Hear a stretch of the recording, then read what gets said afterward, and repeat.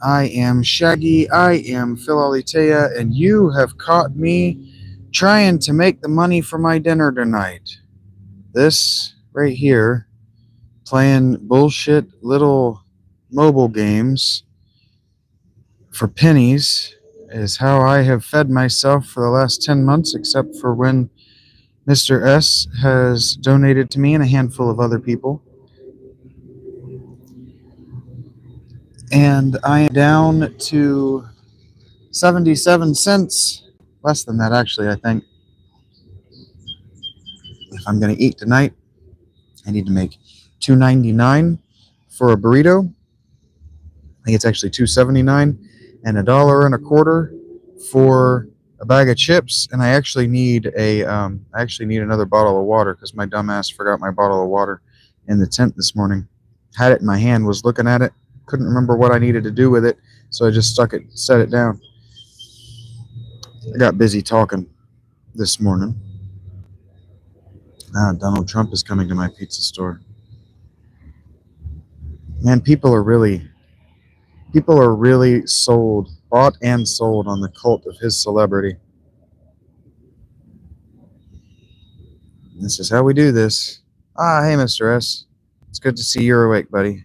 But I haven't asked your permission to read your texts on these streams, so I'm not gonna do that to you.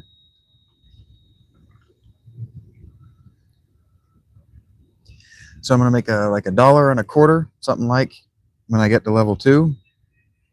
And then I'll get another $1.25 when I get to level 3.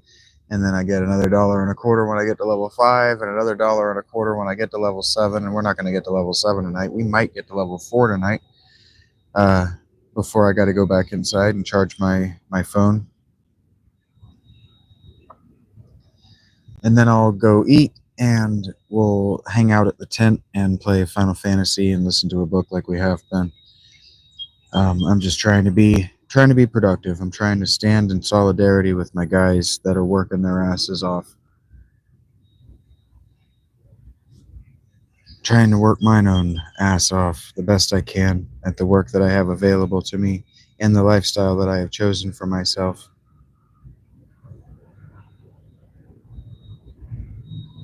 So here we go. Make myself available live, hope for tips, hope for direct intervention from my follower base, my subscriber base, and in the meantime, provide for myself the way that I can. And if you call it inspiration or you call it whatever you call it, I call it a hard day's work. Because I tell you what, watching these ads, even looking away from the screen during these ads for 30 seconds, it's grueling. Psychological torture.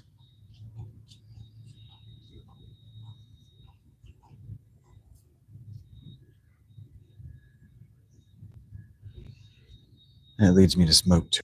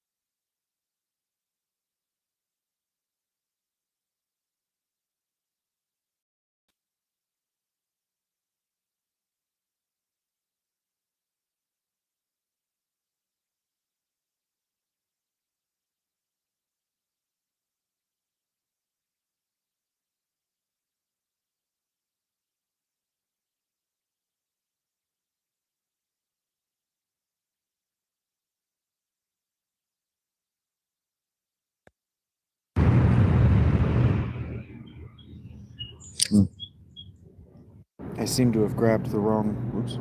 I seem to have grabbed the wrong mic, so my mic just died, and so I don't know what you heard last. That's interesting.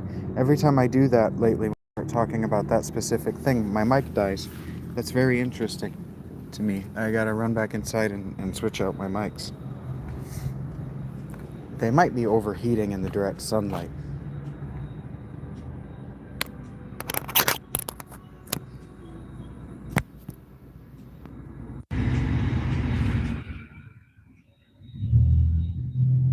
That might be exactly what's happening, is they're overheating in the direct sunlight or something.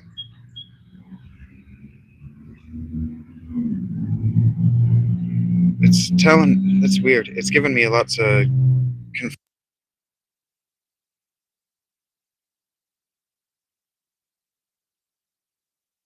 No, my sound is good. This mic keeps dying. So that means that I plugged in the wrong mic, or it just means that I have to wait until tonight to have a good audio connection, which is fine. All right, we walk inside.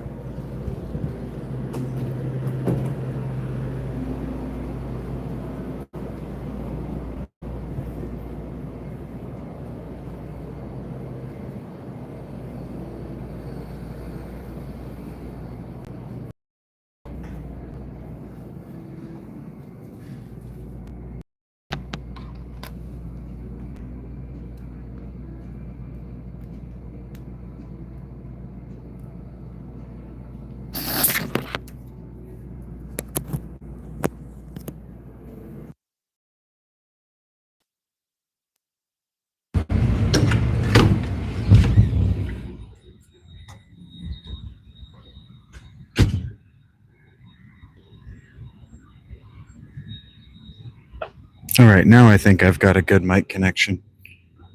I don't know. It's telling me I do, so I'm gonna hope I do. I think that's good. It's telling me it's stable, the way that it tells me things.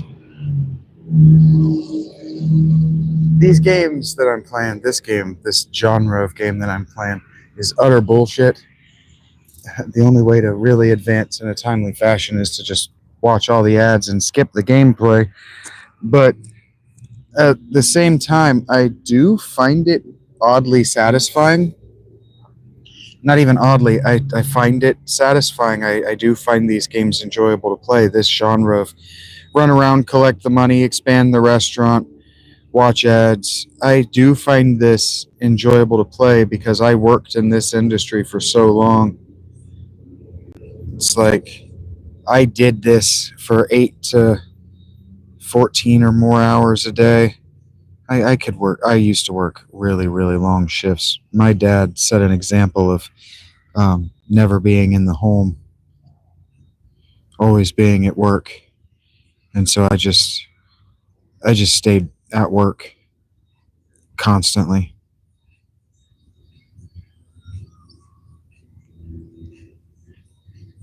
Yeah, it looks like the connection is stable. I just had the wrong microphone. I make mistakes. We all do. I need to figure out some kind of way to color code these mics.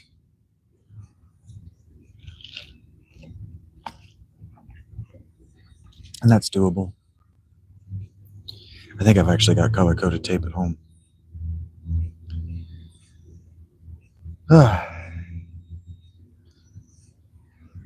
Okay, well,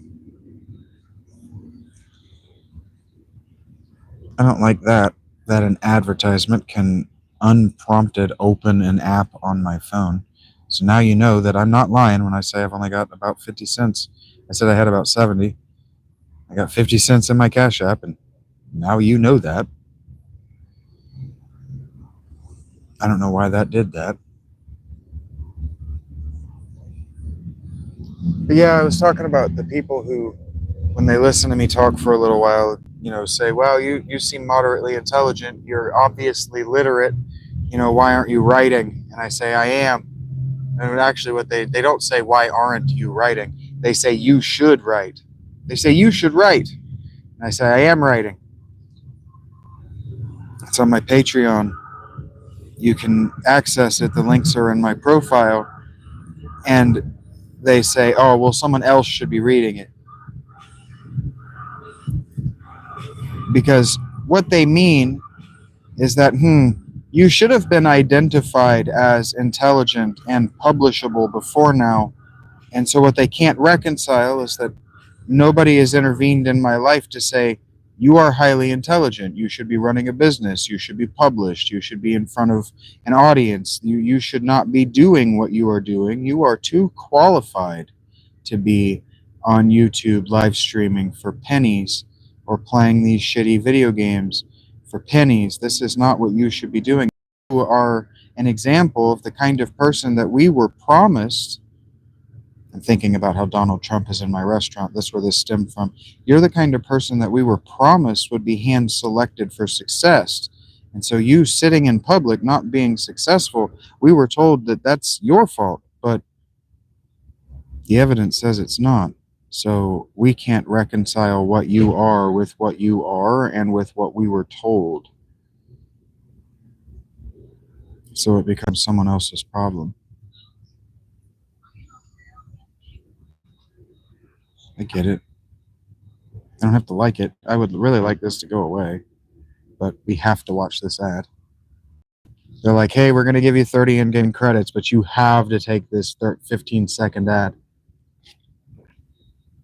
Which has me thinking about the universe of my I call it my novel, but it is hot out here. It is hot enough that my phone is burning my hands. So that's not good. It's going to be telling me that it's overheating soon.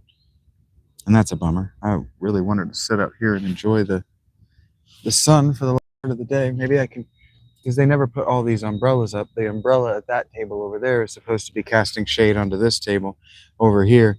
God damn it, it did it again. That seems hugely unethical and unsafe to me. That an advertisement can and does open my app like that.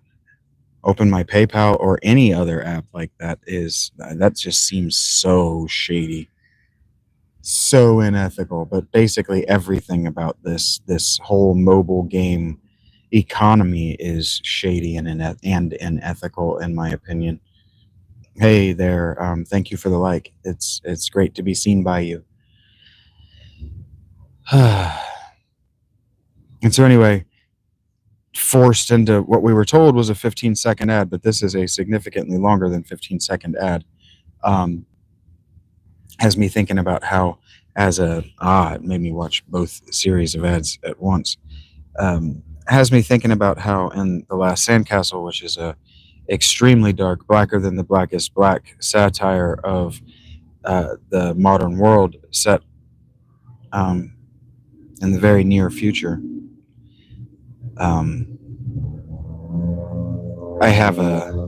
I think it's a joke, but I use it as a story beat. I have one of the characters forced into what I call punitive ads, where their whole cognitive faculties shut down, so they're forced to watch an ad for saying something that they weren't supposed to say in public. And I think it's very funny. But yeah, I was just forced into a punitive ad by this game for playing it.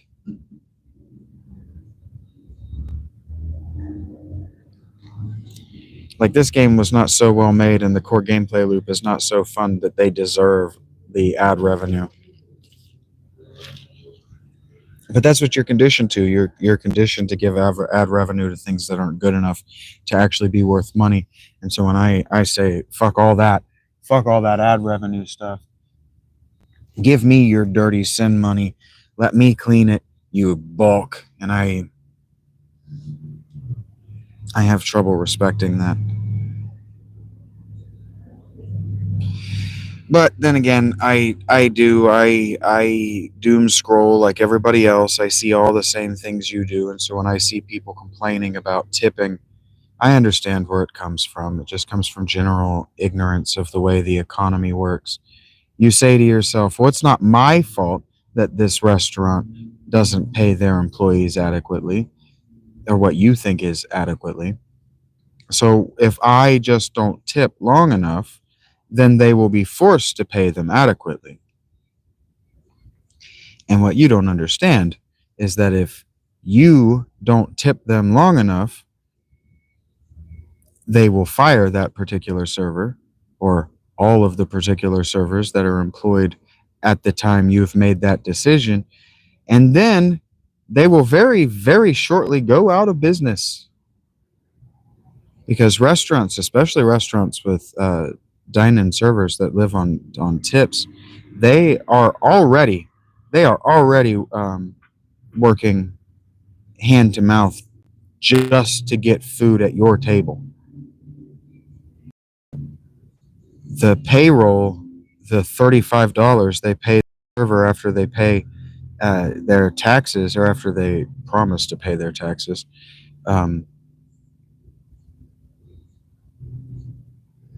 that's taken out of payday loans. The Not really payday loans, but small business loans. These restaurants are taking out payroll. They're actually called payroll loans. That's the way business has been done since the 90s. Nobody, no business, no restaurant is flush in cash. And since um, COVID and the Biden economy just absolutely wiped the economy of cash.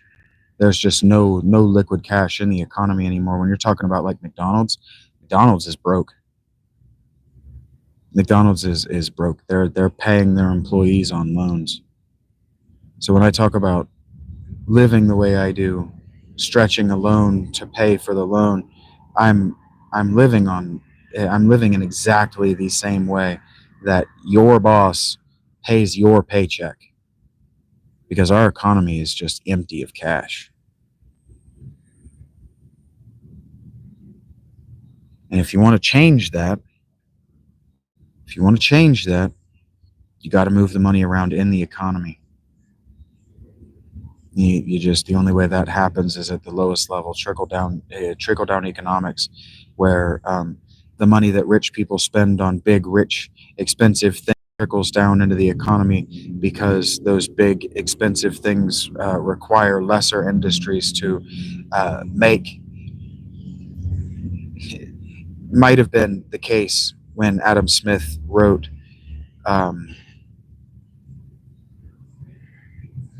what was that called? Oh, that book about economics.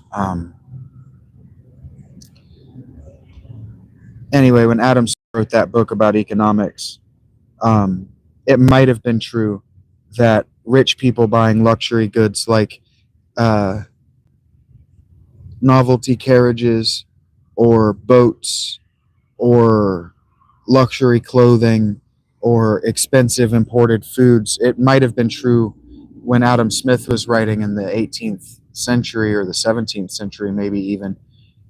The Wealth of Nations is the name of the book. When he was writing that, it might have been true that uber wealthy people trickled money through the economy by buying things at the up and the middle levels of the economy. But that hasn't been true for centuries. And it most certainly wasn't true in the 80s the Reagan when the Reagan administration forced trickle down economics on our country. It just wasn't true that rich people spend money in ways that are going to find their way into the McDonald's in Zanesville. Doesn't even make sense. How is McDonald's in Zanesville going to pay its payroll because some billionaire bought a yacht in Columbus, a landlocked city? It doesn't make sense. It doesn't make sense mathematically.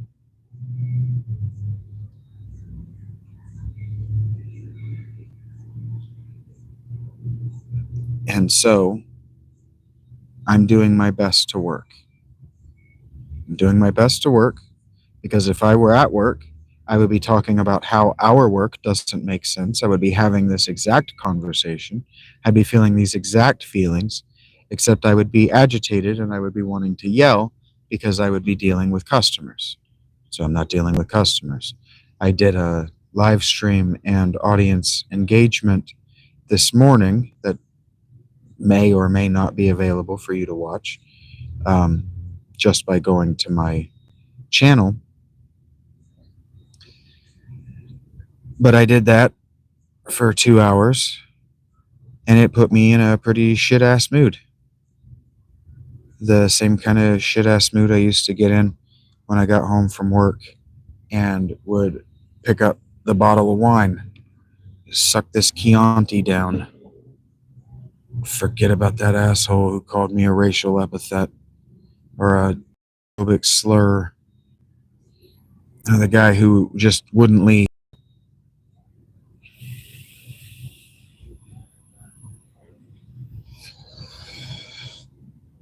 The guy who just wouldn't leave is the guy I used to call the cops on principle. He don't need to be here anymore. And I've told you that I don't appreciate the way you speak to me, so I've asked you to leave because I don't like the way you speak to me. And I'm the only person here, and so he disrespects that by wanting to sit around and act like he's making, well, I'm just making small talk. I'm just making small talk. I'm just trying to get to know you. I used to just call the cops on that guy. I worked at gas stations alone at night, so I just call the cops. Fuck that guy. I don't have to stand here and be harassed by you. They don't pay me to do that.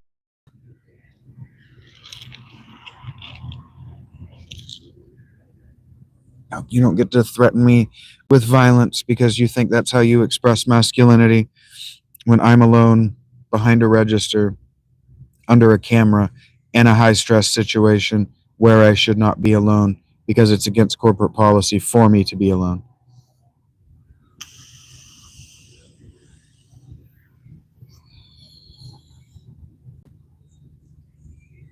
The number of corporations that try to get away with that because businesses don't have the same regulations, and so a lot of people are used to working alone, working shifts alone for small businesses, especially for small convenience stores.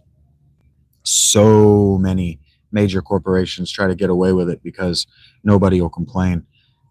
I didn't complain for almost 2 years because I wanted to be alone. I got fucking sick. I got so fucking sick of having to advocate that people be fired because they took 4 hours to mop a floor that took me 15 minutes. This room is 50 by 50 and filled with shelves. It takes 15 minutes to mop. Mop it and be done with it. Because the longer it takes you to mop that, the longer I have to stand here watching you mop it. And frankly, it's fucking boring. Have you ever watched somebody mop a floor for 4 hours? You ever supervised somebody mopping a floor for actually 4 hours? Been forced to stand there and watch while she wrings out the mop every foot, every square foot, does every single tile with a fresh mop, refills the bucket 4 times? Bitch, you gotta go. I don't care if you're an African immigrant. You gotta go. I'll fucking do it. I'll do the whole fucking thing by myself. You gotta go. We're not here to make busy for the camera and say that we earned our $12 or $12.50 paycheck. Nope. Nope. Nope. Nope. Nope. Nope. Nope. You did not do $100 worth of work. You are not getting paid on my shift $100. Absolutely not. And that ethos comes from working tables, waiting tables for so long. If you don't put $100 worth of effort into the task, you don't make $100.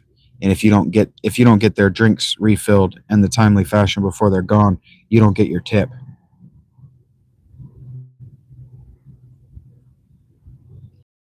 And so I'm struggling. I'm struggle busting hard to translate those skills into what I'm doing now.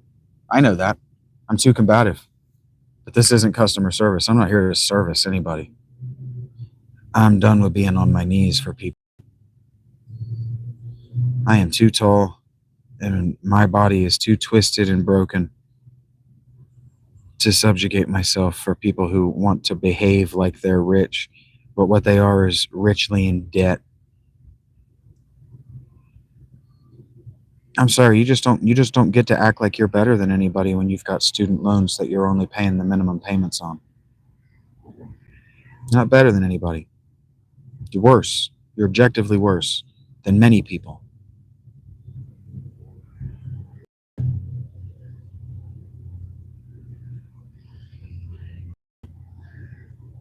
So it makes me combative because I'm hungry.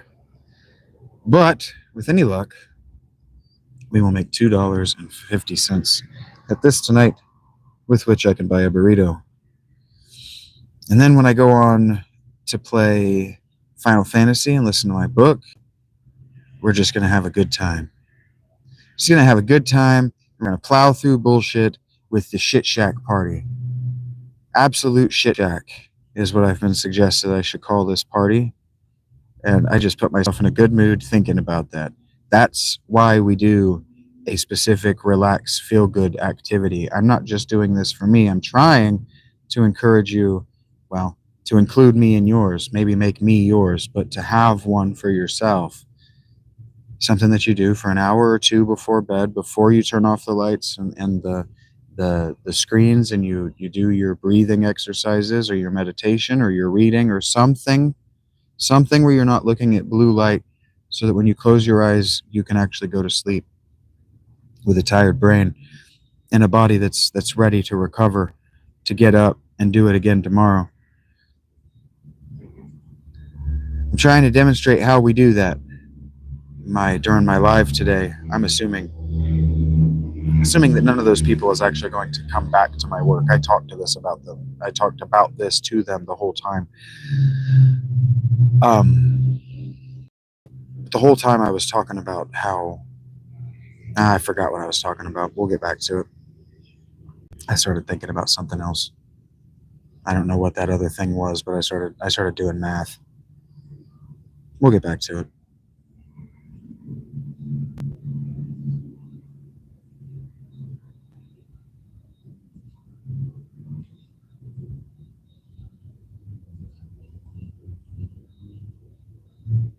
I'm hungry. Pizza, please, says a streamer. That streamer can get fucked. I didn't make a big deal for Donald Trump, and I'm not making a big deal for some streamer. Couldn't give a fuck what some streamer thinks.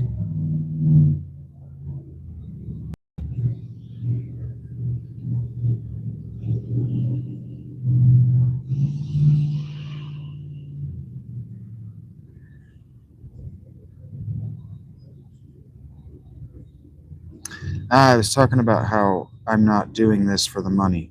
It's a paradox, because whenever I'm done, I'm always hoping that my Cash App or my PayPal or whatever is going to have that little notification and whatever. That's what I'm talking about. I'm struggling, right? I'm struggle busting, because you tell them, have a good night. Have a good night. Thanks for seeing me. Come back, see me soon. Go back to their table to clean up, and lo and behold, there's a 20 laying on the table. Hey, I'm going to put that right here, and I'm going to clean this table, and I'm going to do it again. It's hard for me to figure out how to apply that ethos, that ethic, that approach to what we're doing here. And so and a lot of explaining that this is about it the hard way, and learning through doing something I've never done before, taking all of the skill sets that I have, all of my proclivities that drove me here, all of the tragedy, all of the things that maybe would have broken a lesser person. That's what people always tell me. Oh, a lesser person would have been broken by your life. And it's, well, a lesser person didn't have my life. And I don't know that the specifics of my life could have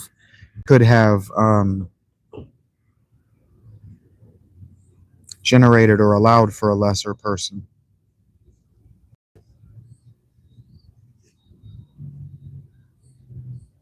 I don't know what that means either.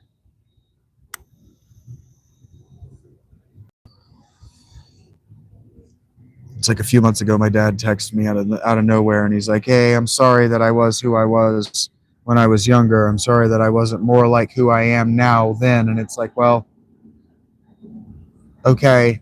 And he goes, "Well, I'm sorry that it had the effect on you that it did, and that it shaped your life in the way that it did." And I'm just like, well, I'm not, because if you had been someone else and my life had been any different in any singular way, I would be a fundamentally different person, and I like who I am. I like who I am well enough to share it unvarnished, unchanged, and to um, not pretend to be somebody else that somebody that I don't know might like better. That's how well I like me. Why would I? Yeah, my headphones are going to do that thing that annoys me. I'm going to do my best. I'm going to do my utter best to ignore it for as absolutely long as I can, but I've already acknowledged it, so I've already failed. And so I don't think a lot of people think that. Like I had a guy today in my live when he found out that I was homeless, because people are very rude.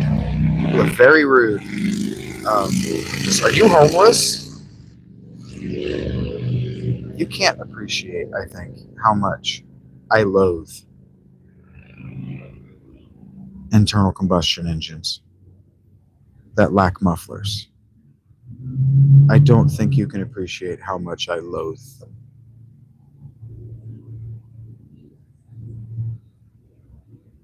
This guy, when he finds out that I'm homeless, he goes, "Well, I'm sorry." And I'm like, "Well, why are you sorry? Not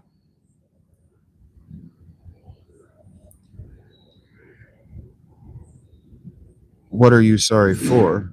Not what did you do that you need to express remorse to me, but why does my condition make you feel sorry?"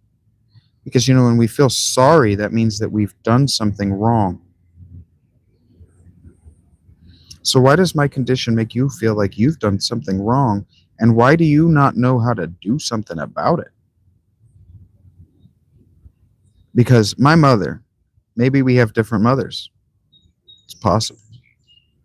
My mother was a my mother was a prostitute, but I imagine it would have been difficult for her to hide that many pregnancies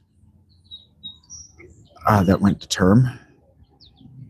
Anyway, but my mother used to tell me that when you say you're sorry, that when you apologize, it's not enough just to say the words "I'm sorry." That men men will make this game like, well, I don't say I'm sorry unless I'm wrong. Okay, fine. Yeah, I've played that game before too. But you have to do more than just say you're sorry, because saying you're sorry is getting out of jail for free. You have to say what you did that was wrong. You have to acknowledge the wrongdoing. You have to take responsibility for the fallout of there having been wrongdoing. You have to be prepared, and you have to be prepared with what the sacrifice that you're willing to make, or the punishment that you are willing to accept for it. And then you have to have a plan for how you're not going to repeat the error. Just saying sorry is getting out of jail for absolutely for free. And so I wanted to know why what I did, why my homelessness made him feel sorry. Why do you feel guilty? And why is that my problem that you needed to express it to me?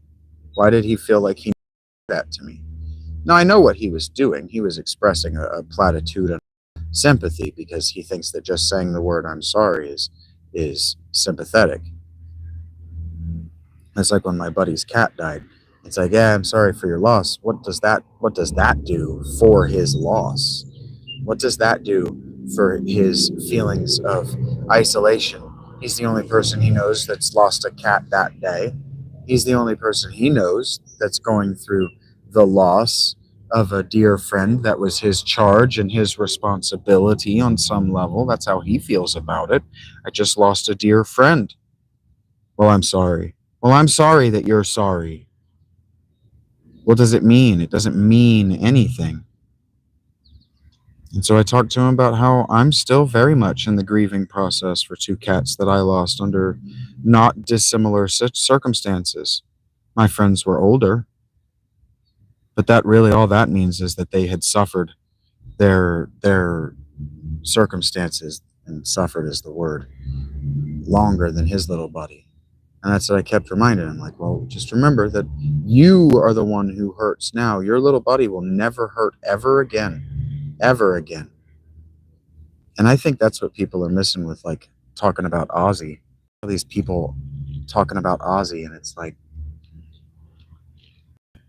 you weren't talking about Ozzy the day before he died.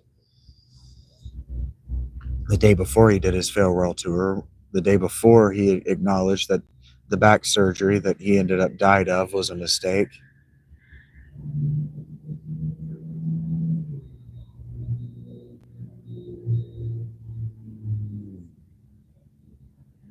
Like Ozzy did that show because he loves us. It's so funny. I've been listening to not his most recent record, but the record before that, and he talks about it. He did a duet with Elton John called "Ordinary Man," and they talk about it how it's all of their art. They charge a price tag and an admission charge, but all of their art was gifts to the future, to an audience that they don't know. So these people were really getting at me. Well, how can you ask for money for a free product? You are the one who chose to go online and get on live and be free entertainment for us, the plebeian, ignorant crowd. And it's like, I'm literally giving you a gift. If nothing else, you owe me the gratitude of respect, the gratitude of effort.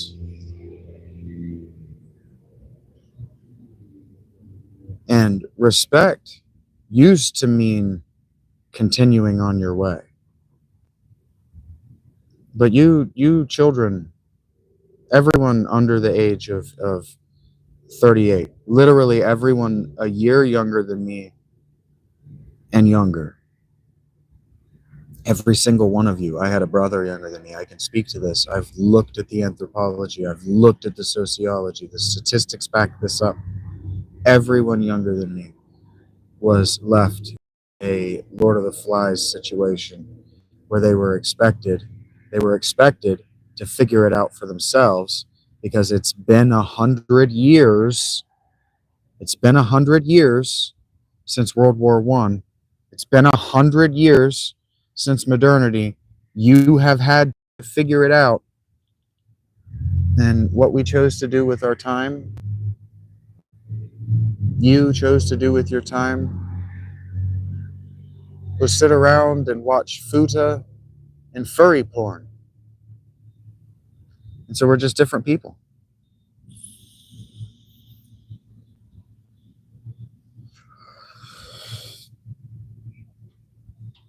But just different people. And so I've tried very much to have compassion for you. I'm trying very much to create gifts for you, to tell you that I love you and that you are loved. Even if your parents didn't actually love you, even if you were abandoned in a world, hey, look at that, Donald Trump eventually got a seat without any special attention. Funny how that works.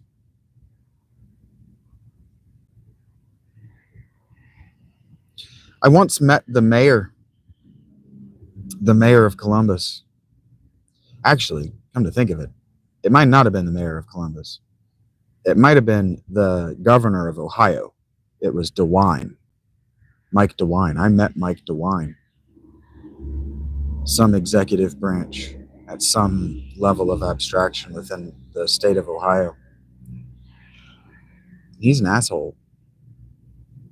I'd fire him out of a cannon directly into the sun with very little feelings of being sorry for having done it. Like when I was in high school, there was a debate in my social studies class about whether the death penalty was ethical. And I was obviously on the pro side. And this girl goes to me, well, it can't be ethical if you're not willing to do it. And I said, well, who said I wasn't willing to pull the switch? And she says, well, I just did. I don't think you're willing to pull the switch. And I said, then you don't know me very well. And you don't get to speak for what I'm willing to do. Mike DeWine comes into my UDF. United Dairy Farmers it's a combination ice cream parlor and gas station. So it's just a throwback to the 1930s in a big way, a throwback to the 1930s when the personal automobile, really trucks, were becoming ubiquitous in Ohio, really Ohio. They're a Cincinnati company. Ohio families, so rural families, and ice cream in the 1930s was just a big deal. And so anyway, this UDF, some story that I don't remember what I was setting up, so I don't remember what I was going to say about it. What was I talking about before that? I got to thinking in my head about what the game fucking wants me to do next. I guess I could hit this and that would tell me. Just over here farming money like an idiot. I need to get out of these stages as quick as possible.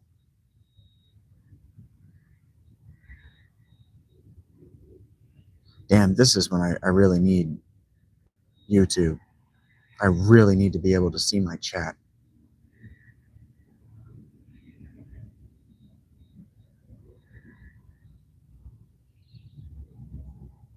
I don't want to be in here. This isn't what I wanted to do. Shit. It's hard to hold a thought together in this with these damn mobile games. They're just mind numbing.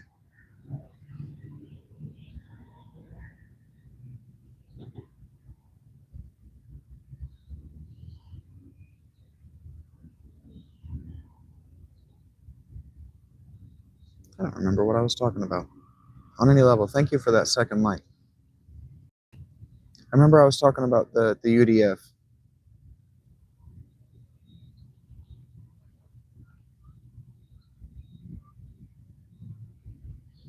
People used to do so much dumb shit. They used to just do the dumbest shit. But I don't remember. I don't remember what I was talking about. My brain is starting to get that I'm just a little bit too hungry to concentrate fuzz. And hey, it took me 5 hours. That ain't too bad. These games, man. Like, this seems like it's a pretty cool idea for a little game. The only thing is, the only way for you to advance at all is to watch hours of ads. Highly annoying.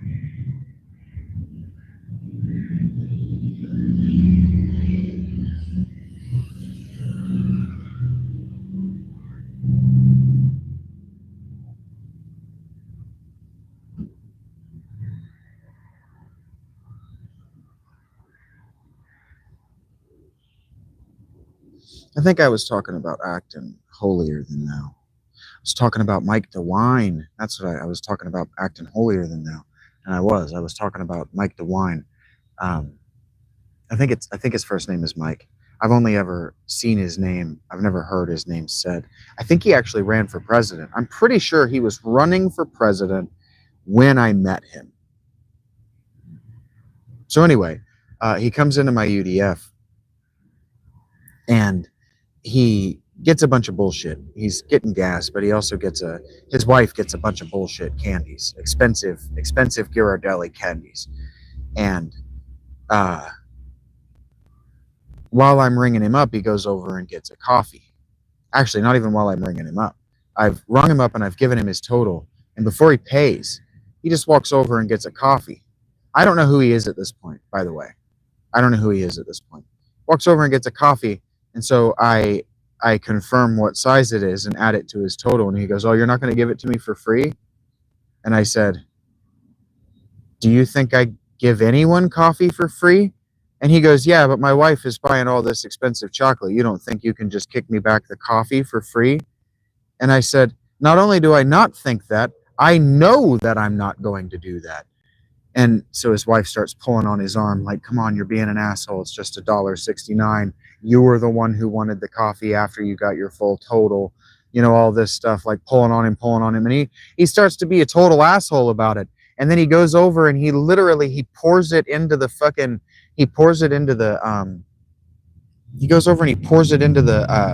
the little silicon. They're not traps. They're just little grippy stands to maybe catch leakage. And he goes and he pours his whole 18 or whatever, the big one, 20-ounce coffee directly into those little silicon traps. And I'm just like, you fucking worthless piece of shit. He could have poured it into the cappuccino machine, which at least has a reservoir. But no, he poured it where it technically wasn't making a mess, but would absolutely make a mess when we went to clean it up. Fucking prick. Entitled dickhead. And that's just how I see a lot of the people in my comments today. That's how I would describe the people in my comments. That's how I would describe the standard, the average person born after 1987. That's how I would describe the standard person who's not me, and maybe not Mr. S, because Mr. S has never behaved like that, and I have no reason to think that about him. But he also has very different circumstances than I do. Not to tell his story, just to say that I am aware that mine is not the only narrative that matters. In fact, I've said before that I think my narrative is extremely boring. That's why I shaggy.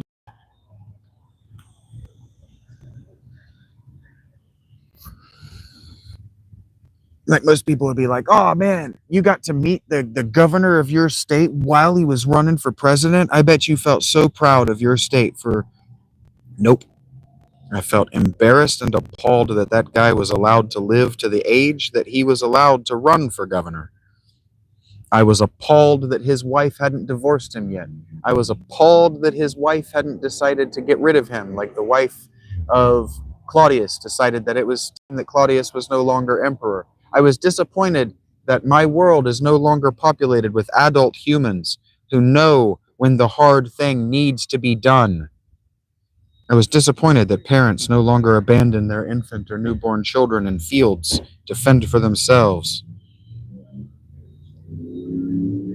So like this guy was accusing me today of not knowing the difference in seeking solitude and being a monastic, being a monk or a religious person in that solitude. And it's like, if you had any idea, pal, if you had any idea about the loathing, just the loathing I feel for the human condition, what we put one another through because we are allowed, because no one's going to stop us. That's what being allowed to do something is. That's what being liberal and free is. No one's willing to stop you. Just the way things have devolved, you can't understand. You haven't lived long enough. You spent either too long in university or you're just too young. And then the people who are older than me that I talk to, like this guy wants to argue with me. He wants to argue with me about what the meaning of this song, Horse with No Name, is. And then he does a little bit of research after I made a short today, telling him, well, let's talk about how shallow your engagement with that material is. And then he tells me, well, thank you for ruining the mystery for me by encouraging me to engage more deeply with what I thought was a mystery. And it's like, first of all, I didn't take anything from you. You learned that the guy wrote the lyrics based on a vision that he had in a dream. Why is that less powerful for you than that he was escaping into the desert from the bullshit of his life to do peyote? I don't understand. I don't have to understand is the thing. But the other thing is it does piss me off. I didn't harm you in any way. You have had time. If you're older than I am, if you're older than 38, if you're older than 40, if you're older than 7, you've had time. I didn't spoil anything for you. You've had time. That was the first time I'd ever listened to the song. And I made a little short going, have you ever listened to the lyrics of this song? They're tripping me the fuck out. That's all I said. But that ruined the mystery for him. And that pisses me off. It's like, this is such a stupid... This game is so... There's no fucking reason to duplicate your units infinitely. Why do you want to spend more than 2 or 3 minutes in this mission? These fucking mobile ads are so dumb. Again, these are not gifts, but gifts for an audience they don't know. They don't know who their audience is, so they have to manipulate them into playing their stupid fucking game. And so, like, on some level, I do know who my audience is, so I'm happy to reject everyone else. I shouldn't be. But I was talking this morning. I might have actually been talking during the 20 minutes of Titan Quest where my mic died. But when you work service, the corporation has to defend your right to refuse service to anyone for any reason.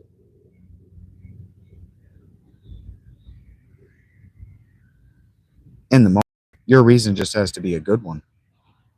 Because if they don't defend your reason in the moment, they have to fire you in that moment. And so if they don't do it and they don't fire you, what they're doing is called coercion. And you are being spineless. But let's not talk about that because that's too critical of the audience, and the audience doesn't want to hear me be critical of people. They want me to pick a specific person that they can say is not them. It's definitely not them.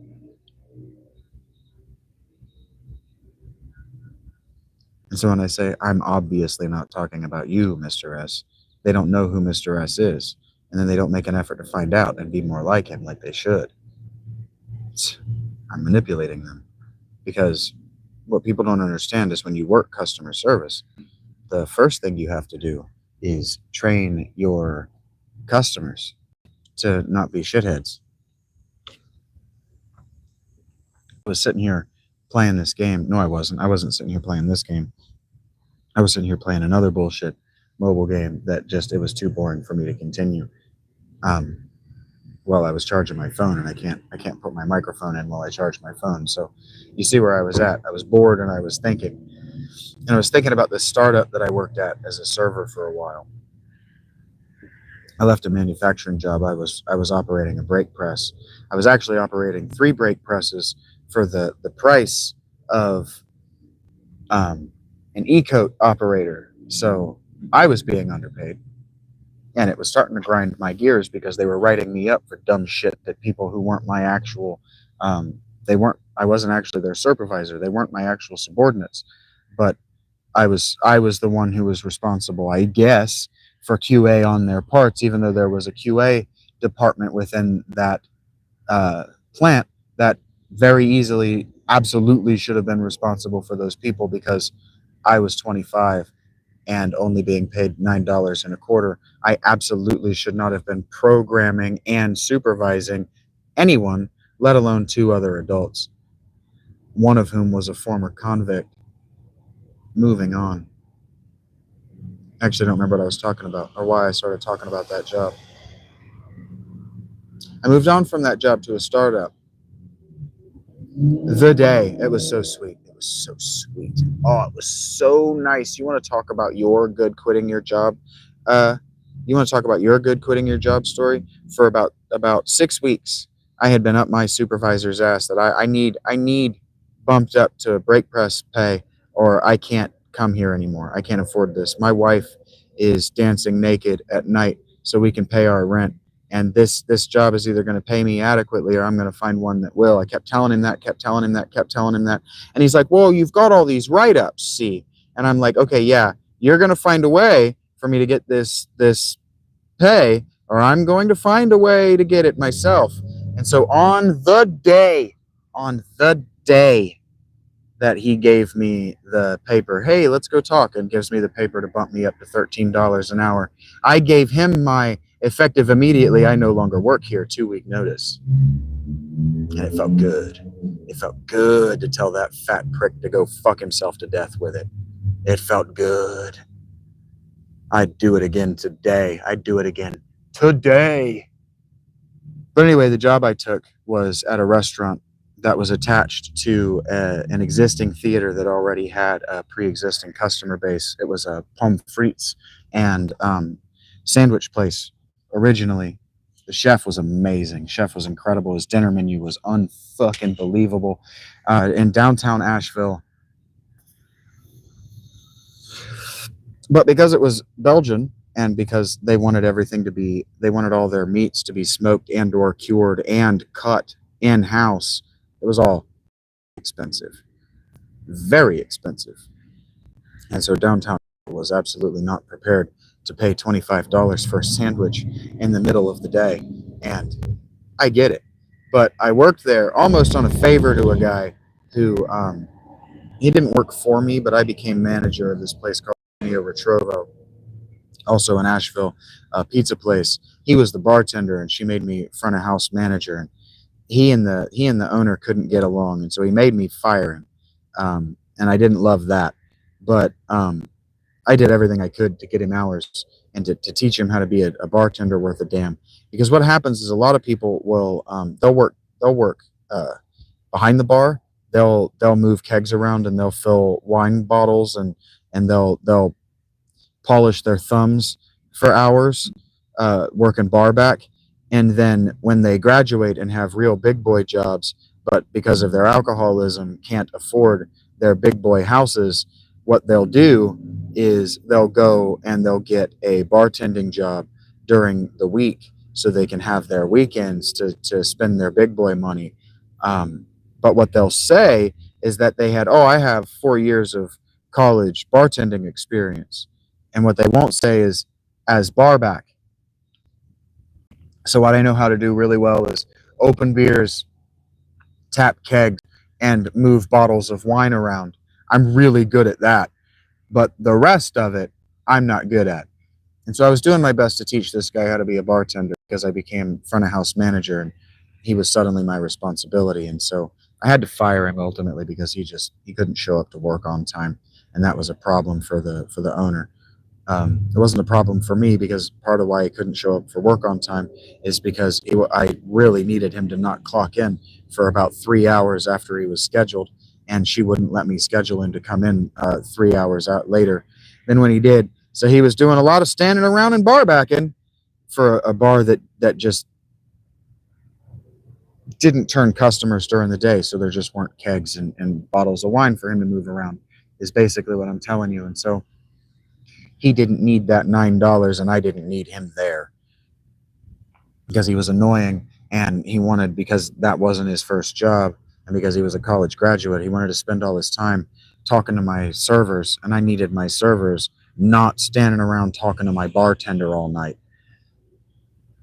So anyway, he was the president of this company. He knew the owner, and somehow he got in with the owner to be the general manager / president of this sandwich shop. He got the front of house manager, the chef, and the sous chef. He got all of them in the same room with the owner to get this place kicked off as an idea. And when he saw my resume, he called me up on the phone and he said, "Hey, so I've got a bunch of chuckle fucks with no real service experience. Will you come in here and run my front of house, please? I've got a guy who's real good as my front of house manager. He's real good at startups. He made his bones. He was only about 28. And so that means that he came out of college, and for about the last 3 or 4 years, he had made his bones traveling the company, opening up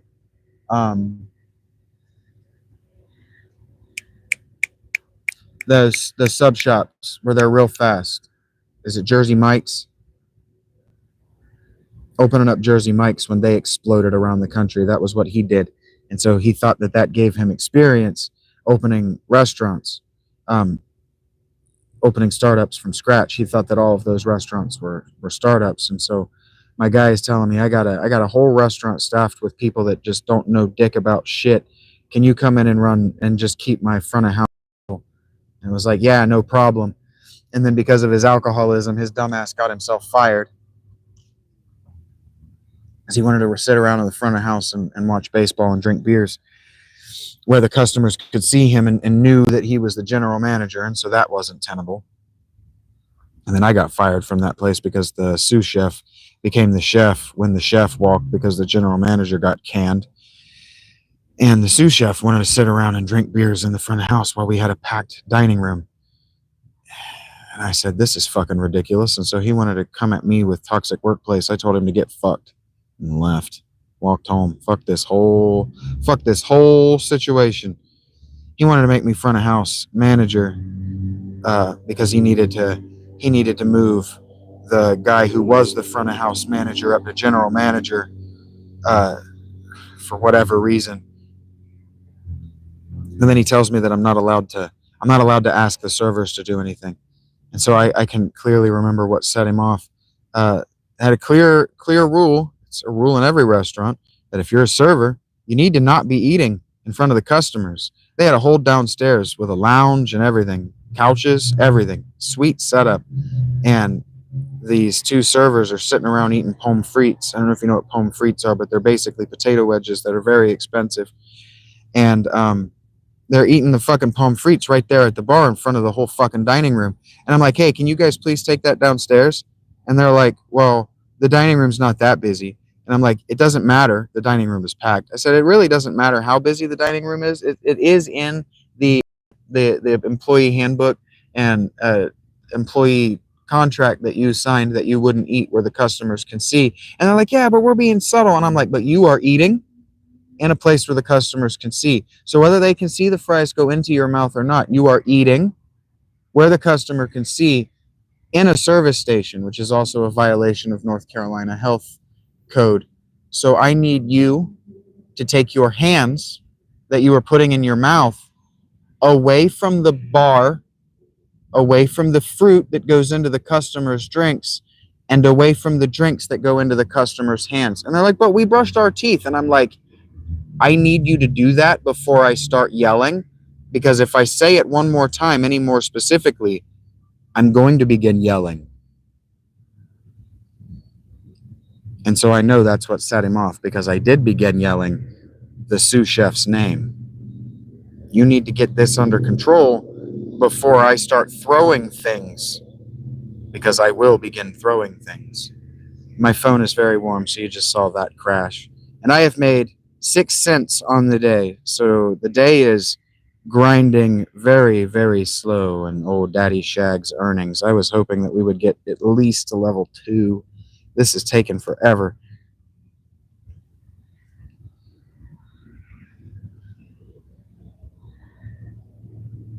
So anyway, I've put in my hours. I watched the professional world lose just all sense of propriety and professionalism. Like how I'm 20, no, I was 31 years old at the time. How I'm 31 years old at the time in the first assistant manager training program so I can get my general managership, and my general manager is 19 and my first assistant manager is a 21-year-old meth addict. And I'm just looking at the regional manager is trying to fire me. And I'm just looking at him like, you have to be actually mentally fucking retarded to think that you can fire me from this environment.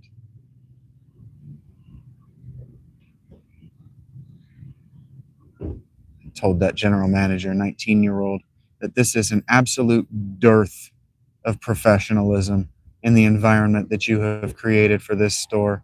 Absolute dearth. Not a single professional in this building. And I'm proud I did. In fact, I did it in text because he didn't want me leaving him handwritten notes in the morning. He's like, I need you to do that in text because I just don't like to read notes. And the reason he wanted it in text is because he wanted to try to fire me.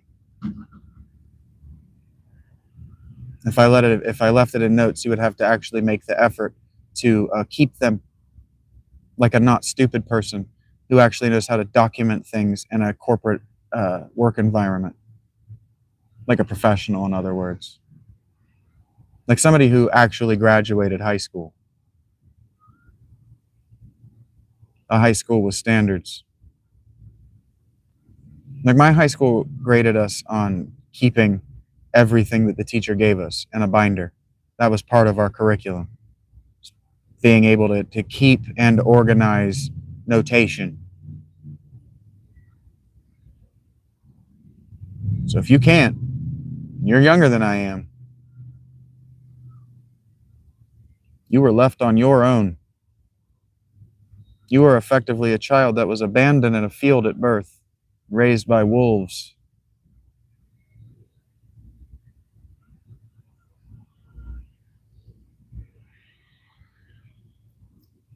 And whose fault that is? Who's the bad person? It's your great-grandparents are the ones at fault. They're the bad people. They're the ones who fucked you over. But you're the one that thought good enough was good enough.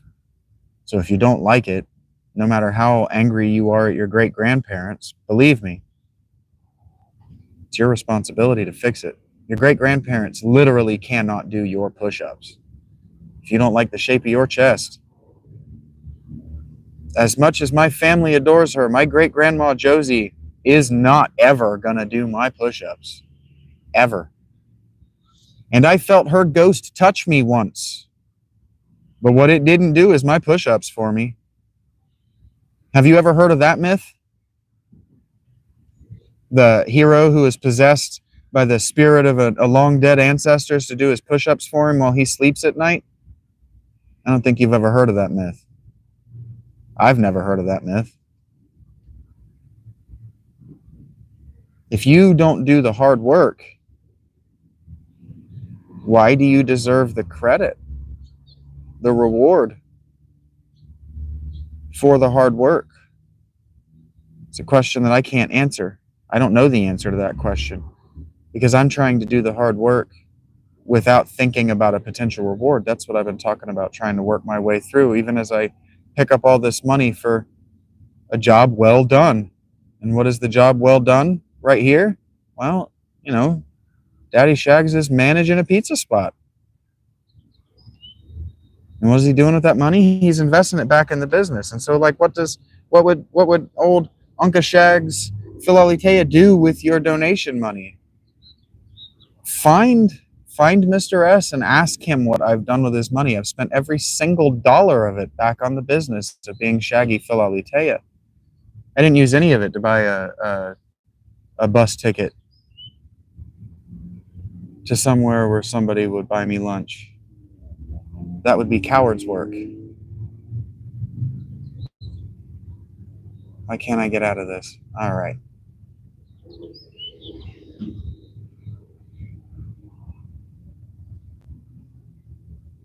And you understand that if you define work the way that a physicist does as effort over time, that coward's work actually makes sense.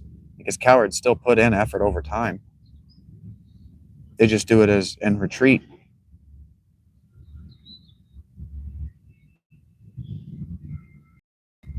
They do it in a way that puts them, no matter what, puts them in the least amount of harm.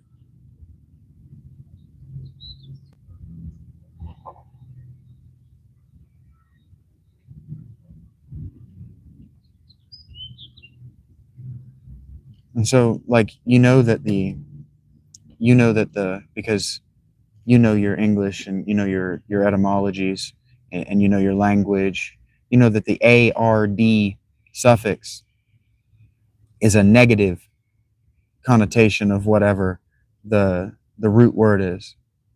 And so a drunkard is a person who drinks too much. They're a bad drunk.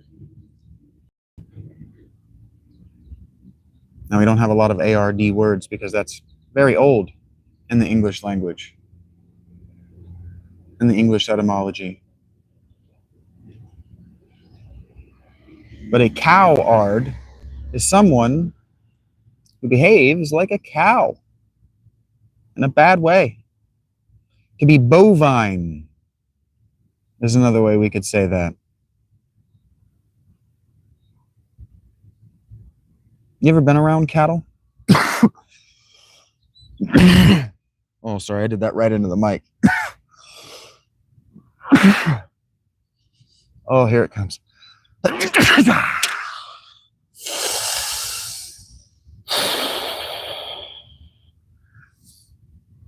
You ever been around cattle? Cattle are very dumb. But they're dumb in a kind of unique way. They know that they don't need to worry about it. They know that a higher intelligence is going to worry about it for them. So they just kind of go about their lives. Just kind of smart, if you think about it. Because all this higher thinking, worrying about tomorrow, worrying about our friends, worrying is Shaggy is he gonna ever ask me, is he gonna ask me for help? Am I infringing upon his right to struggle if I send him more money than really what he needs today? Like these things. I'm not saying these are cowardly. I'm saying that these kind of thoughts are the kinds of thoughts that a coward can't have, because a coward wouldn't think about that, because all of those thoughts are self-harmful to have in the first place, and a coward won't do anything that's self-harmful. A coward most certainly wouldn't walk into that chute.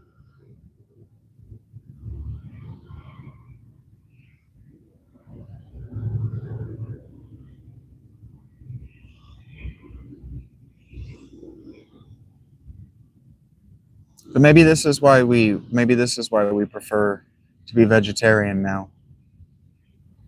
Because if we're not vegetarian and we've got these big mindful brains that are able to think about the difference in a coward and maybe someone with coup rage,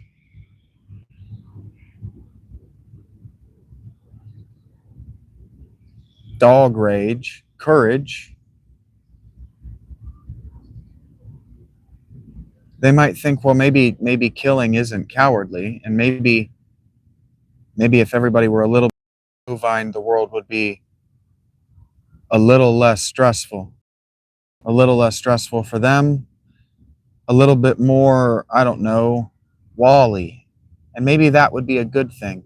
Now, I shouldn't reference that movie because I haven't seen that movie, but that movie was written by adults, presumably, who had seen something of the world. And if I know anything about Pixar, I know that they were probably in their 50s or 60s when that movie was made, so they were probably reacting to the science fiction of the 1970s. And if you've ever watched the Jetsons, you know that the science fiction, the utopian science fiction of the 1970s was telling us that you'll never have to lift a finger to do anything again. It'll be a Sabbath every day of your life. At any level of income. And is that good? I don't know, actually. I probably shouldn't talk about this. But it's like there's a chick I see around who gives me these looks like I would never notice her. And it's like, well, you're attractive. I would notice you. She's also got real big legs, which means you can tell that she just doesn't ever get up. And that's why she feels the way she does. But there's a growing push now in the anthropological consensus. This didn't used to be the case, but I don't have to write about it and I don't have to harp on it like I thought I was going to. I got real stressed out about it, but modern anthropologists, those educated since 2009, aren't nearly as stupid as their predecessors. I mean that. Not nearly as stupid as their predecessors. And so there's growing acceptance, not consensus, but acceptance that fertility goddess statues, idols, art, and iconography were actually modeled after real women. And so what that means is that there was a time after agriculture where growing your girl that big was a status symbol. And so I winced, not because that's ugly. I had a wife that big. I've slept with women that big. There is something fascinating and attractive about it, magnetizing about it, and they know it. They come to learn it. They come to figure it out eventually. But the abundance of resources that it requires to get to that point, and the dearth of physical effort, where the only calories you're burning are breathing, is appealing. There's something appealing about it. In the Middle Ages, to have pale skin, this is everywhere, but just in the Middle Ages in Europe, for a woman to have pale skin that had never seen the sun wasn't just a fairy tale. It wasn't just a fairy tale ideal. It was an actual beauty standard. That's why Queen Elizabeth painted herself white with lead paint, and it actually contributed to her dying to maintain that beauty standard. So if you've seen paintings of Queen Elizabeth where she's white, where she looks like a goth chick and like white face, like she's been covered in chalk paint, it's because she has, except it's lead, but it is paint.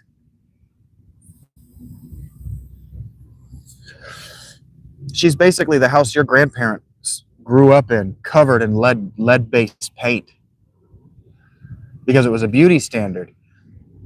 Because if you were that pale, you had never worked a day in the sun. Even leisure and recreation, all of your leisure and recreation had even avoided the sun. It was a beauty standard. In large part, and women figure it out, especially women, beach girls figure it out pretty quick once they turn 25, that it's because the sun does irreversible damage to the skin, and it becomes more and more difficult to pretend like you're not under the age of 25 after you turn 25 and your skin stops being elastic. It's less elastic every day after the day you turn 25 than it was the day before it. And so women who spend a lot of time in the sun figure out real quick they no longer look younger than 25. So they got to do something about it. They got to do all kinds of things to do something about it because of the deleterious effect that the sun has on the collagen, the elasticity of the skin. Wrinkles is what I'm talking about. Even my face, I no longer look as young as I do, or as I did in the beginning of the winter because of the exposure that my face has to the sun in just 10 months. In just 10 months, I've put on several years. It's part of why I decided to shave, because I no longer look as youthful and beautiful as I did. And part of how I remained youthful and beautiful is by working third shifts for 20 years, just not being in the sun ever. And that is definitely obvious by my tan lines. I'm not even worried about it, because tanning is a beauty standard, and I'm rejecting beauty standards as harmful to the person. You understand what I'm saying? Was all of that clear? Breaking women's feet so they can't run away because you like small feet is kind of the definition of evil. And so an anthropologist or an archaeologist or a historian isn't allowed to comment on whether it's okay, good or bad. They'll say something like, well, by our standards, that's definitely not ethical, but it was their beauty standard, so we can't comment on it. I'm allowed to comment on it. That's evil. And taking that relativistic approach is how people get away with Epstein lists for decades. Well, he's not talking about me, is how hip hop escalated from the Too Wild Crew to today's music. Grotesque audio pornography.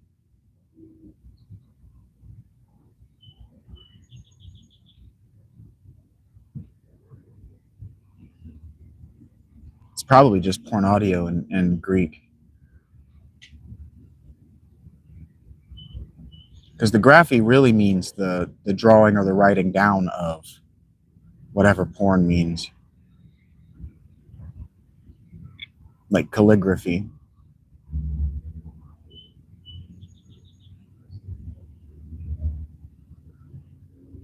And so really when we say pornography or pornographic to mean explicit sexually, we're actually being euphemistic, and we're actually not using that word correctly.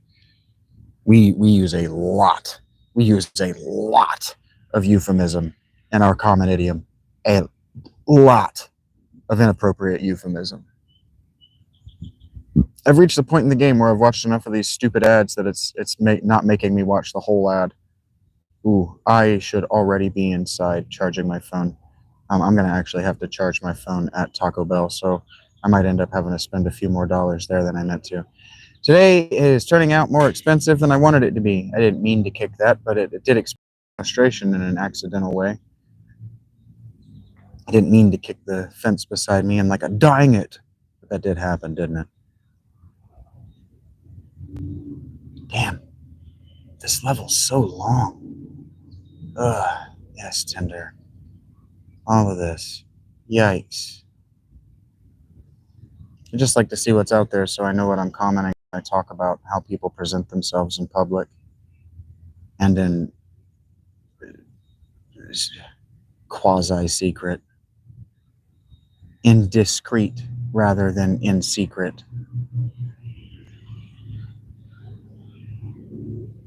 I like to know what I'm talking about. I'd also like to know, like, how I get to the next store. Damn, you gotta really build this fucking thing out. Usually the first store is like one oven and the fucking drive-through, and then you're good. And then you're like, all right, so now you know the basics of the game. Go to level 2, 2 ovens and like the takeout counter, and then level 3 is like, all right, now you've got 2 drive-through windows, and it's gonna take 4 hours to progress. This is crazy how long this is taking. But they're gonna give me $1 when I get to level 2. I know it says I'm level 9 up there on the top of the screen, but we don't know what that. Oh, it just means that we got a bunch of free shit in here. Really not fuck all. And they want to charge me for this. This is what I'm talking about. Like, I get your skepticism when you're like, oh, he's charging me to hear him talk and share his wisdom. Oh my God, how could anybody think to possibly do that? And it's like, okay, well, Socrates thought to possibly do that. I'm reading for you how Phaedrus's older gay lover, Lysias, thought to do that as a career, a lucrative enough career that he was trying to break up with Phaedrus in a speech addressed to a room of people, including Phaedrus. So clearly, he thought he could get away with it. And then I look around and I'm like, well, Bill Maher gets away with it. Doesn't Stephen Colbert? Aren't there people with whole shows called talk shows? Lots of people get away with it. All I'm asking, legitimately, is for support to keep it happening, keep me going, literally. But I don't think people realize. I really don't think people realize that their cognitive function is related to their gut biome. So what you think about and how you think and what you feel are all related to what you're eating. And so, like, if I've been in a particularly good or productive mood for the last month, it's because I've been eating salads with fiber and the kind of nutrients that don't sit in your gut and constipate you. So my body doesn't hurt as much. So I'm in a better mood. But that legitimately cost me $15 a day to maintain that. It actually cost me $17 a day after tax because I don't cheat. I don't cheat the state of Ohio out of the tax at Panera. I cheat them out of it at Taco Bell in order to go at Taco Bell, but not from Panera because I don't want to cope with all that trash, the bag, and they individually wrap everything. Nah, fuck all that. Too much trash. Just give me a stupid fucking plate.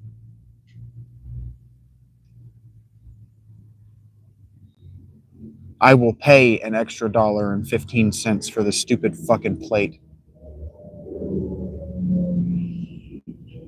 I would pay an extra $2.25 or whatever if that meant that you actually had somebody in the back washing dishes as they happened and coming out every 15 to 20 minutes to make sure that the fucking tubs are empty and the tables are clean.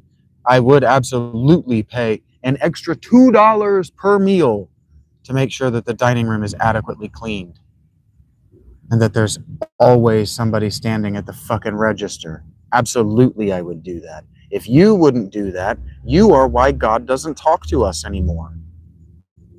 You are literally why every corporation is running out of business. What do you mean you won't pay an extra $15 a month to make sure that GameStop stays in business? GameStop is the only place that you can conveniently buy whatever the fuck GameStop sold by the end. What are you talking about? You don't like GameStop? They're the only store like them around. If you want a brick and mortar where you can walk around and feel nostalgic as a gamer, well, it required a $15 a month subscription. The economy changed. Suck it up, Buttercup. Like, suck it up. Really. I just have no sympathy. I have compassion for you. The economy changed on me, too. I just adapted. My dad used to quote this movie called Heartbreak Ridge, where Clint Eastwood is a grizzled Marine trainer guy. And he has this fucking mantra. He has this motto, the grizzled Clint Eastwood Marine trainer guy. He says, improvise, adapt, overcome. Improvise, adapt, overcome. You don't have to be a Marine to improvise, adapt, and overcome. Why the fuck would you need to be a Marine to improvise to your situation, adapt to the situation, and overcome the situation? That's silly. That's powerless slave thinking. And if you're a slave, why are you so reluctant to share your resources? Didn't you read your Aesop? He teaches you how to be a good slave. Why haven't you read your slave literature to know how to be a good slave? You can't. You can't be a good rich person before you're a good poor person. You'll be a poor person again.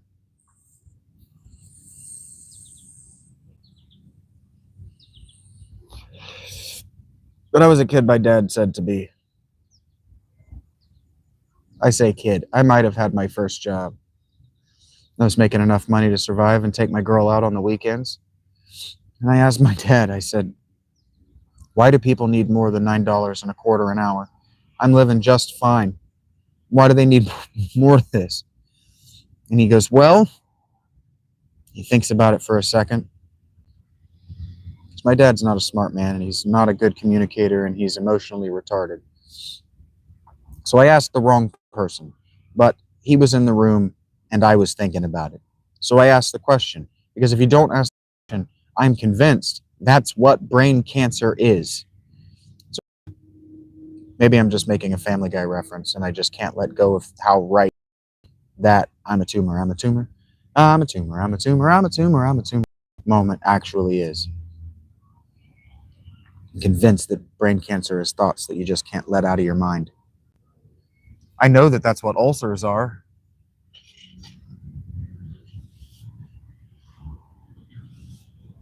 Psychosomatic effect of bad thoughts. That's not my opinion. Both Mani of Manichaeism and Zoroaster of Zoroastrianism, aka Zarathustra, believed that.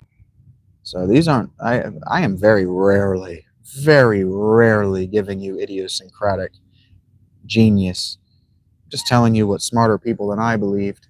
And if they believed it, well, what keeps me from, well, not keeps me from believing it, what gives me the right to reject it in toto without considering it at all? I don't remember how I got here. So I live my life.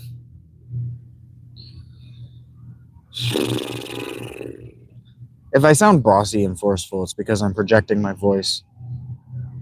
Because I learned how to speak in public in high school and refined that by working a drive-through for 20 years. It was actually only like 10, but whatever. The years between 2005 and 2025 feel like 20 continuous years. I frequently forget that the last 5 calendar of them I have been unemployed. So it's not true that for 20 years I worked in service and hospitality and retail. Because I've taken the last 5 years to slowly fuck myself to death with a rusty railroad spike.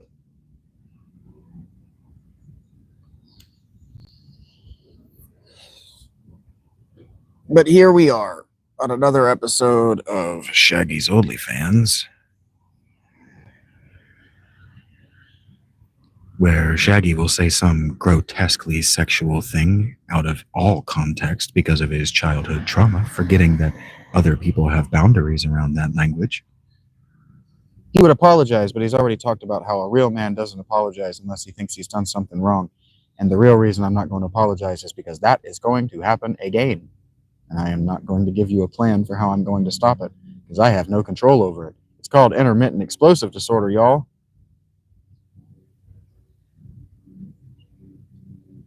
My childhood, I don't like to call them traumas.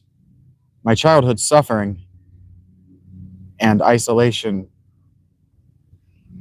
have led me to be very weird in how I react to emotional stimuli, and how I can take something that is for you an entirely emotional subject and compartmentalize it entirely to the intellectual, the psychological effect, rather than the experience. That's part of having the experience. You can shelve imagining what the experience was like because you're already practiced in doing that.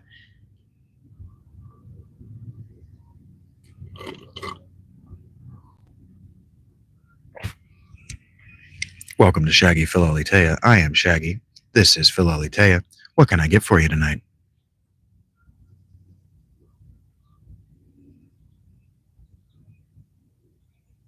That's actually not what my headset voice was. Because see, if you don't smile on the mic, you're not doing the job properly. Because you can hear a smile. Here, you can only see my eyes. You don't tell me in the comments if you like, future audience. You can tell one another in the chat if you like. I can't see the chat, but tell me if you can tell the difference in my voice. Hey, thank you for choosing McDonald's. This is Vincent. What can I get for you tonight? And hey, thank you for choosing McDonald's. This is Vincent. What can I get for you tonight? Could you tell the difference? I could tell the difference just listening to myself. And yeah, I used to do a Fonzie thing. Why? Because it's fucking hilarious. It's disarming and friendly, and people like it. That's why I did it. When I talk about my time as a server, and I talk about making my goal and then knowing that everything that I made after that, I always used to do the opposite of what the girls would do that, and then they just wouldn't take any more tables. And the tables they did take, they basically just spent the whole time behind the server bar and never filled their waters. No, the people after that were the people I really worked for. That's contraindicative, actually, of loyalty to Mr. S and Madge. So I got to work on phrasing that story when I talk about it in the future. I mean, put effort into, because reaching the goal was effortless. I didn't need to think about it. I just needed to count the money that was coming in, and then everything after that, it's like, well, the more I make after this, the more fun I get to have. That's probably another. I probably should filter that particular confession. I've never thought about this stuff. You don't think about it unless you say it out loud. So that might be contraindicative of loyalty to the customers that came in first, but that's just not the truth.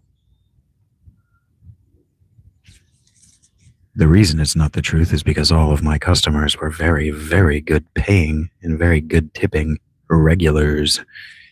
So I got to figure out what to do about that too.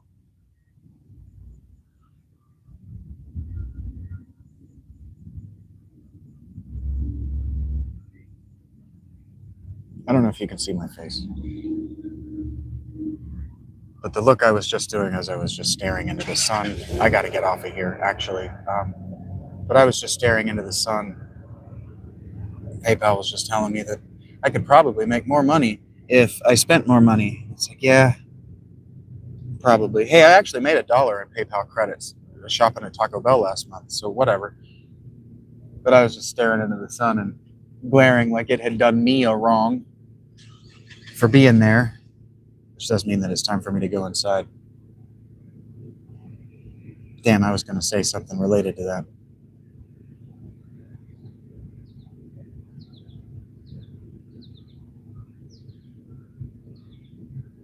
I want you to know that it starts for me at a place of love. Like, I come here because I want to connect with you. I want to meet you. I want to get to know you. I want to connect with you.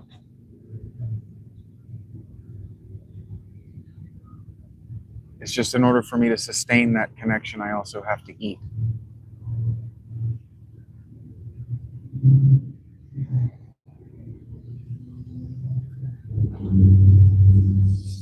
Part of why I was staring into the sun and glaring at it like it was doing me a wrong is because I came to the idea that I could probably be really good at this by watching other people who just weren't very good at it. I don't think Spiff and Brit is actually good at what he does. What Spiff and Brit is really good at is gaming systems. And so the reason that I decided to stare at the sun and frown at it like it was doing something to me is damn my eyes for having seen the answer to my own question. The answer to what I do, the way I establish a large group of regulars that hit the super like button every time I go live and compete over who loves me the most is by gaming the system on my way to 1,000 likes and then dramatically changing what my content is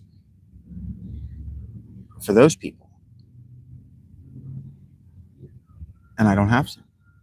Mr. S saved me from that sometime around fucking February by being the first person to donate. And then other people donated and I made about $250, which strung me out until he subscribed. So I don't have to do that.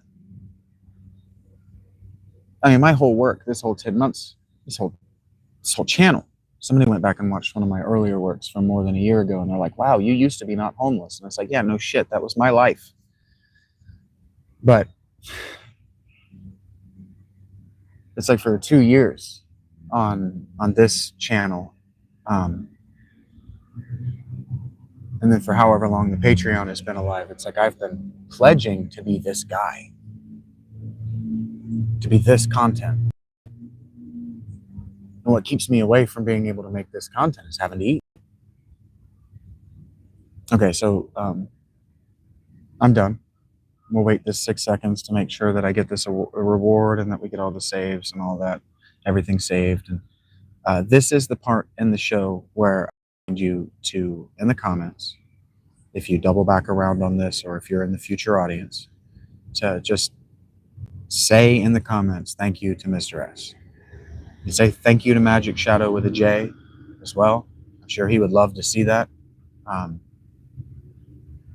I really look forward to the day that I can text them to screenshot that, hey, somebody gets it. What you guys are doing is not just helping me, it's helping people hear what you hear when you hear me.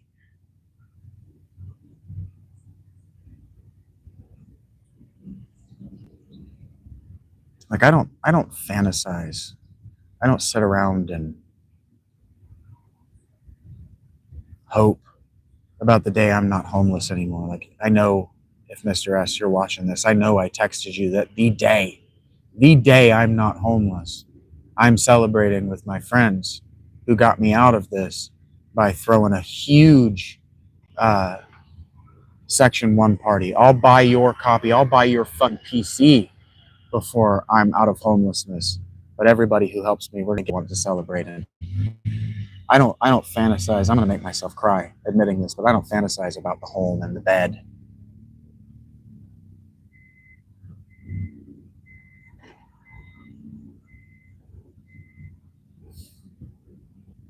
I don't know if I can say this.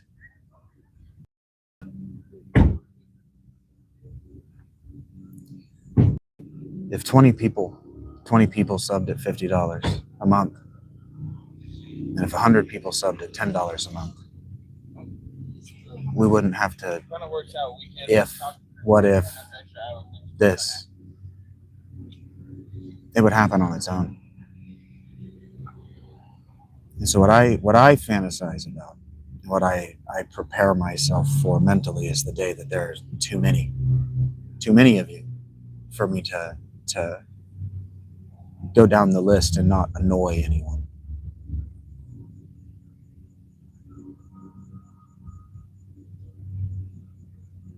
Because I've never known that many people at one time in my whole life.